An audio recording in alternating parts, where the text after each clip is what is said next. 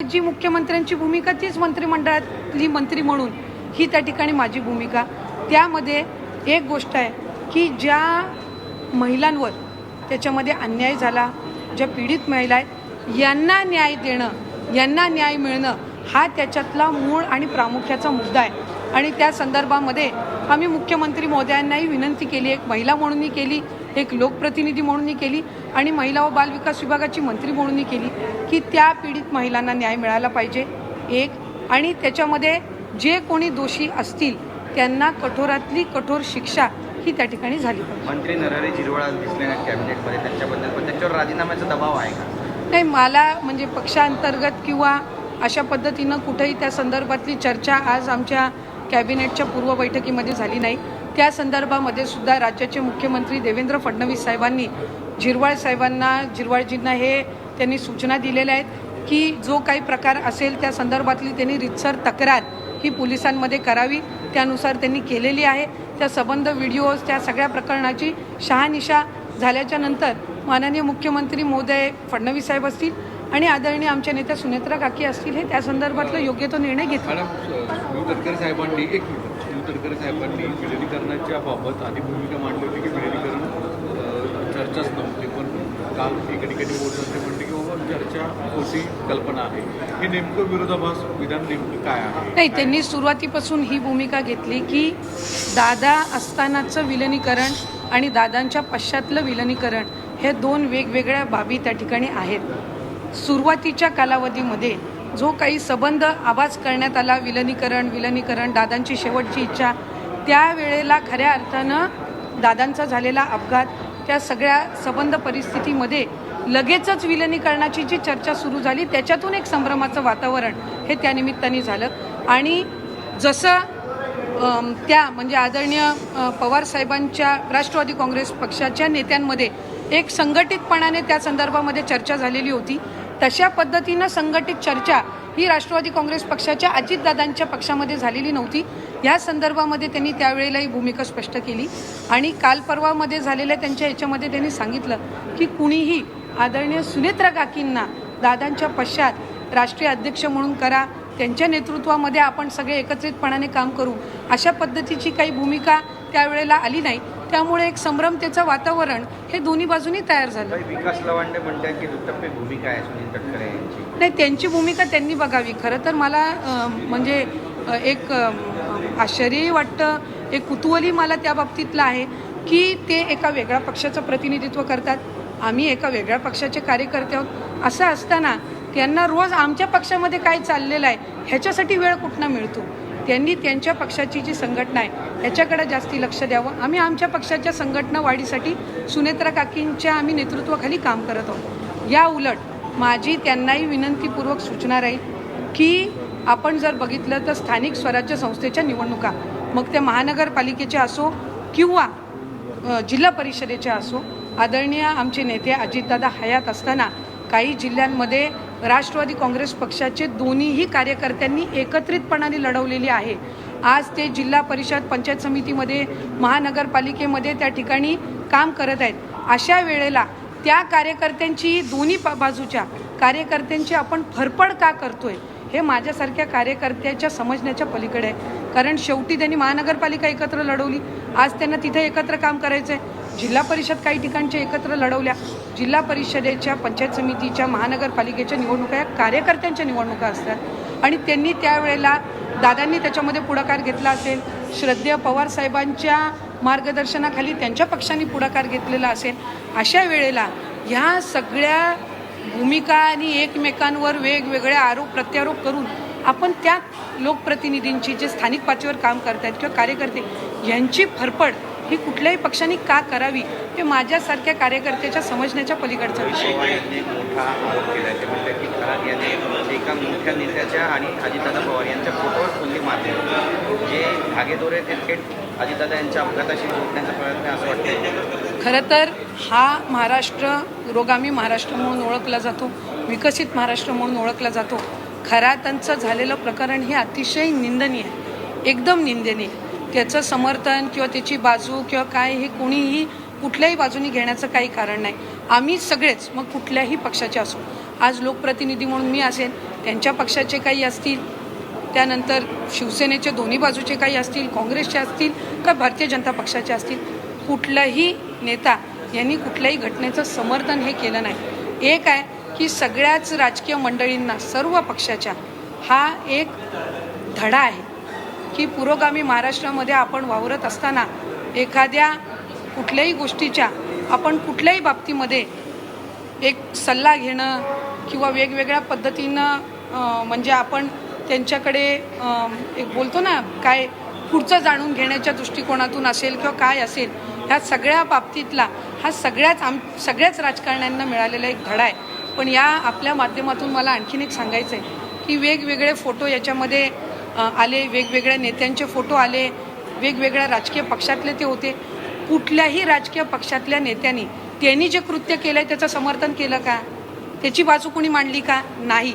याचा अर्थ असा की वेगवेगळ्या सार्वजनिक कार्यक्रमांमध्ये त्यांची भेट झालेली असेल, याचा अर्थ असा नाही की हे जे निंदनीय प्रकरण झालेलं आहे याचं कोण समर्थन करतं का हे त्यांना माहिती होतं. त्याच्यामुळे याच्यामध्ये पडण्यापेक्षा आज राज्याचे मुख्यमंत्री देवेंद्र फडणवीस साहेबांनी SIT जी स्थापन केलेली आहे, त्या चौकशीमध्ये ज्या काही गोष्टी आहेत त्या शहानिशा होतील. आज बघितलं कोणी महिला कुठल्याही पक्षाचे असो, कुठल्याही यांच्यावर आरोप करत आहेत. कोण रश्मी वहिनींचं नाव घेतं, कोण इथं नीलमताईंचं नाव घेतं, कोण माझ्याही संदर्भामध्ये मी भूमिका स्पष्टपणाने मांडत नाही ह्या संदर्भामध्ये नाव घेतं. त्यामुळे ह्या सगळ्या याच्यामध्ये आपापसातली बदनामी करण्यापेक्षा एक राजकीय एक विचारधारा किंवा एक महाराष्ट्राची विचारधारा म्हणून सगळ्या पक्षांचे यांनी वेगवेगळ्या सार्वजनिक कार्यक्रमांमध्ये त्यांना भेटले असतील. याचा अर्थ असा होत नाही की या निंदनीय घटनेची कोणाला माहिती होती किंवा हा जो प्रकार सगळा याबद्दल कोणाला माहिती होती. जर माहिती असती तर कुठलाही महाराष्ट्रातला राजकारणी हा त्यांना भेटला नसता, याची मला एक लोकप्रतिनिधी म्हणून खात्री. राहुरी विधानसभेमध्ये आता भाजप अक्षय खडीले यांना उमेदवारी दिलेली आहे. राष्ट्रवादी शरद पवार गटाकडून या ठिकाणी आता उमेदवारी देण्याची तयारी आहे. मात्र अशी चर्चा सुरू झाली की अजित पवार गटाकडून देखील राष्ट्रवादीला त्या ठिकाणी सपोर्ट केला नाही. मी अशा पद्धतीची कुठली चर्चा ऐकलेली नाही आहे. आम्ही महायुतीमध्ये आहोत, त्यामध्ये भारतीय जनता पक्ष, राष्ट्रवादी काँग्रेस पक्ष, अजितदादा आणि त्याचबरोबर शिवसेना एकनाथ शिंदे साहेबांच्या नेतृत्वाखाली आणि आणखी घटक पक्षही आहेत. ही महायुती आहे. जशी बारामतीची पोटनिवडणूक आहे ज्याच्यामध्ये आदरणीय सुनेत्रा काकी त्या राष्ट्रवादी काँग्रेस पक्षाच्या उमेदवार जरी असल्या तरी त्या महायुतीच्या उमेदवार आहेत, ज्याचा उल्लेख आदरणीय फडणवीस साहेबांनी केला. तशाच पद्धतीनं राहुरी ही महायुती म्हणून त्या ठिकाणी आम्ही लढवण्याच्या दृष्टिकोनातून पावलं उचलतो. आज दोन गंभीर आरोप केलेले आहेत. एक म्हणजे नरेश अरोरांबाबत की नरेश अरोरांच्या सल्ल्यानुसार काही आमदारांचं निगेटिव्ह मार्किंग देत अजितदादांकडे तिकीट कापण्याचा प्रयत्न अरोरांनी केला होता. दुसरा गंभीर आरोप असा आहे की भाजपसोबत खरं तर त्यांच्या हात मिळवली होती म्हणून कमी जागा पदरात पाडून घेण्याचा सल्ला त्यांनी दादरा दिला. नाही, मला असं वाटतं की अमोलजी हे आमचे सहकारी राहिलेले आहेत. विधान परिषदेमध्ये त्यांनी 6 वर्ष आदरणीय अजितदादांनी त्यांना त्या ठिकाणी संधी दिली. ते वेळोवेळी पक्षाच्या वतीने सुद्धा भूमिका त्या ठिकाणी मांडत आलेले आहेत. जर दादांच्या म्हणजे सूचनेनुसार, दादांच्या मार्गदर्शनाखाली एखादी जर एजन्सी पक्षाच्यासाठी कॅम्पेनिंग करण्यासाठी निवडली, त्यावेळेला गेलेली असेल आणि त्या संदर्भामध्ये त्यांच्या काही शंका कुशंका असतील, जर त्यांच्या मनामध्ये पक्षाच्या हिताच्या दृष्टिकोनातून, पक्षाच्या पुढच्या वाढीच्या दृष्टिकोनातून, तर मला खात्री आहे की आदरणीय सुनेत्रा काकी असतील, आदरणीय पारदादा असतील, हे त्यांना ज्या काही त्यांच्या शंका कुशंका असतील अमोलजींच्या, त्याचं निरासन ते निश्चितपणाने करतील. अधिकाऱ्यांना परत एकदा हे काम देण्याबाबत एक मिनिट मित्र अरे नाही एक मिनिट याच्यात संबंधित मुद्दा आहे. अरोरा यांना परत एकदा मीडिया मॅनेजमेंटचं काम द्यावं यावरच पक्षामध्ये काही मतभेद असल्याची चर्चा आहे. खरी वस्तू नाही, मला वाटतं काय की वेगवेगळ्या पद्धतीनं वेगवेगळ्या शंका कुशंका ह्या एका कॅम्पेन एजन्सीच्या बद्दलच्या त्या ठिकाणी रंगवल्या जात आहेत. त्याच्याहीपेक्षा महत्त्वाचे विषय आज राज्यामध्ये आहेत. आज राष्ट्रवादी काँग्रेस पक्ष म्हणून दादांच्या पश्चात पक्ष कसा आदरणीय सुनेत्रा काकींच्या नेतृत्वाखाली विस्तारित करावा असा मोठा प्रश्न आमच्यासमोर असताना एका एजन्सीच्या ह्याच्यावर शंका कुशंकावर आम्ही किती वेळ घालवायचा आणि ती ठेवायची नाही ठेवायची काय करायचं ह्याबाबत आमच्या नेत्या म्हणून सुनेत्रा काकी निर्णय घेतील.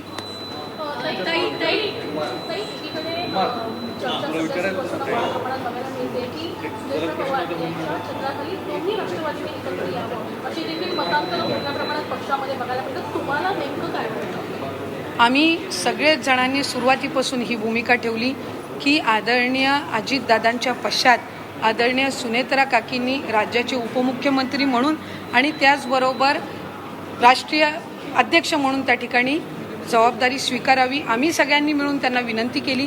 त्यानुसार त्या आज राष्ट्रीय अध्यक्ष म्हणून सुद्धा आहेत, उपमुख्यमंत्री म्हणून सुद्धा आहेत. त्यांच्या नेतृत्वाखाली आम्ही काम करत आहोत आणि उद्याच्या घडीला जर त्या संदर्भामध्ये जो काही निर्णय घ्यायचा असेल हे सगळे अधिकार आम्ही आदरणीय सुनेत्रा काकींना दिलेले आहेत. आमची भूमिका इतकीच आहे की आम्हाला सुनेत्रा काकींच्या पाठीशी ठामपणाने कार्यकर्ता म्हणून उभं राहायचं आहे आणि कार्यकर्ता म्हणून उभं राहत असताना तो पक्षाच्या हिताचे त्या ज्या काही निर्णय घेतील त्याच्यामध्ये आम्ही सगळेच जण त्यांच्या पाठीशी आहोत. प्रकरणामध्ये विमान अपघात प्रकरणामध्ये सुरुवातीपासून ते सुनील तटकरे आणि प्रफुल्ल पटेलांचं थेट नाव घेत आहे. दुसरं सुनील तटकरे राष्ट्रवादी पक्ष हायजॅक करतात अशा प्रकारचे पण वक्तव्य करतात. तटकरेंना बदनाम करण्याचा किंवा प्रतिमा मलिन करण्याचा डाव आहे का? नाही, 100% त्याच्यामध्ये काही दुमत असण्याचं कारण नाही. कारण आज राष्ट्रीय अध्यक्ष कोण आहेत? आदरणीय सुनेत्रा काकी आहेत. प्रदेश अध्यक्ष तटकरे साहेब दादा असताना नव्हते का? तर त्याही वेळेला प्रदेश अध्यक्ष होते आणि आत्ताही आदरणीय सुनेत्रा काकींच्या मार्गदर्शनाखाली त्यांच्या नेतृत्वाखाली ते प्रदेश अध्यक्ष म्हणून आहेत. आदरणीय अजितदादांच्या झालेल्या दुर्दैवी अपघाताची घातपात आहे का अपघात आहे याची चौकशी व्हावी असं आदरणीय सुनेत्रा काकी उपमुख्यमंत्री झाल्यानंतर पहिलं पत्र जर आमच्या सगळ्यांच्या उपस्थितीमध्ये जर आदरणीय फडणवीस साहेबांना कुठलं दिलं गेलं असेल तर ते पत्र होतं की ह्याची CBI चौकशी झाली पाहिजे. आज त्या संदर्भामध्ये या अधिवेशनाच्या शेवटच्या दिवशी राज्याचे मुख्यमंत्री देवेंद्र फडणवीस साहेब यांनी त्या संदर्भातलं उत्तर देत असताना सुद्धा त्यांनी नमूद केलं की राष्ट्रवादी काँग्रेस पक्षाचे म्हणजे आम्ही सगळे आमदार किमान 3 वेळा त्यांच्याकडे गेलो आणि आम्ही त्यांना ही विनंती आणि हे निवेदन दिलेलं आहे की साहेब आमच्या नेत्याचा जो काही घात किंवा अपघात आहे याची चौकशी झाली पाहिजे, सत्यता समोर आली पाहिजे.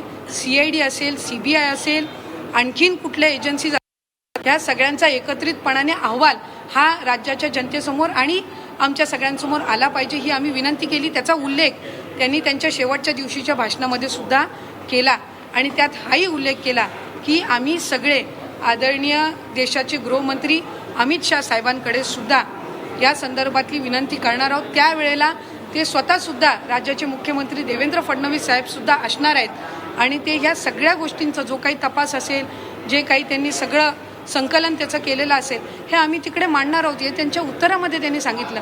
ह्यानंतर कुठलीही शंका कुशंका असण्याचं कारण नाही.